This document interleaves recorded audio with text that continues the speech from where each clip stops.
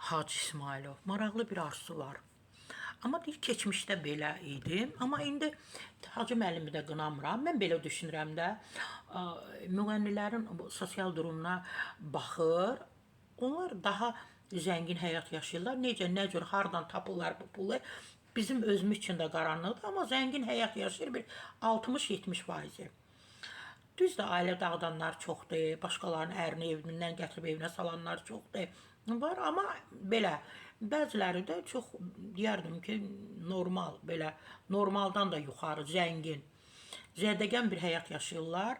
Azərbaycan Teatr Xadimləri İttifaqı İdarə Heyətinin sədri xalq artisti Hacı İsmailov uşaqlıq arzusunu dilə gətirib. Təbii ki, mən də istinad edirəm Millaza. Deyib ki, müğənni olmaq istəyirdim uşaqlıqda. İstəyindən danışıb daha doğrusu. Mən aktyor olmasaydım, yəqin ki, müğənni olardım. Uşaq vaxtı oxumağı sevirdim, həvəsim, səsim var idi. Getdim xora yazıldım. Yazılım, amma məni tar dərslərinə yazdılar. Onunla da oxumadım, yəni tar dərslərinə olduğuma görə. Səsim indi də var. Ad günü filmində də Bəri bax mahnısını ifa etmişəm. Hacı müəllim, elə yaxşı ki, müğənni olmamışsınız. Sizi kimi aktyor var, canlı korifeysiz.